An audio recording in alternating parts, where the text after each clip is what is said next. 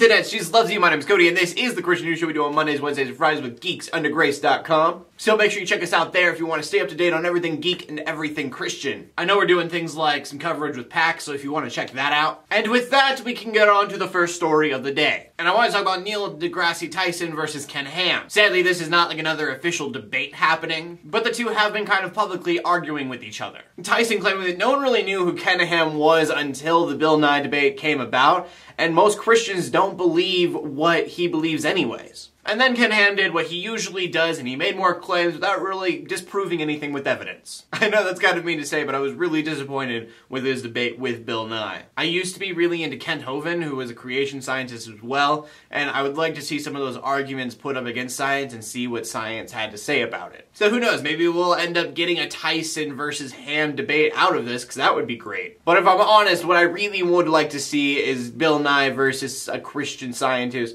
who doesn't believe in a 6,000-year-old Earth literal translation of Genesis. Maybe debating a question like, does God have a place in science? Because I would love to see both sides of that argument. And the next story of the day is a viewer-requested news story, which if you have one of those that you think I just have to talk about, just send me a link to the article and I probably will. Best way to do that is probably Twitter, but if you wanted to leave it in the comment section below, I'd probably get that too. So this isn't as much of a news story as it is something that's going viral that should be. And it's a spoken word video that this young woman does. I couldn't get her full name, but she does say that her first name is Molly in the spoken word. And it's about how self-absorbed we are because of social media, whether it's our Facebook likes we're looking for, or our retweets, or our score on Flappy Bird, and how that needs to change in us for us to be able to change the world. And from that, we go on to the final story of the day, which is about Israel. Because if you remember in our last video, we were like, yeah, peace, hopefully it'll last a while. Well, there's this town called Gevet, and I'm probably saying that wrong. And in order for the town of Gevet to expand, they need more land. Apparently about 988 acres. And so now that Israel has some peace and quiet, they have decided they're going to go seize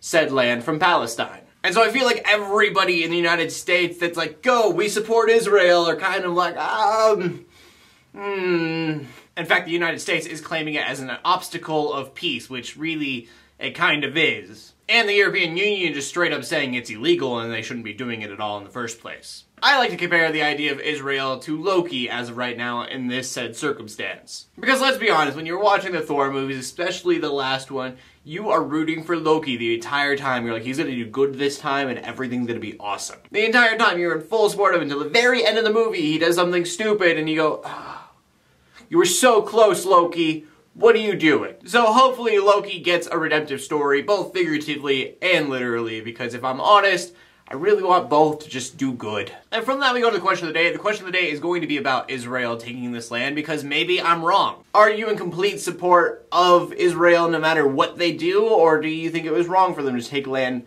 from Palestine? I want to know what you guys have to say, so please leave a comment in the comment section below with your answer. Make sure you also check out geeksundergrace.com. My name is Cody, bringing Christian news in a not so boring kind of way every Monday, Wednesday, and Friday. In closing, let the haters hate, let the Christians pray, and to everybody like, subscribe. I'll see you later, and God bless.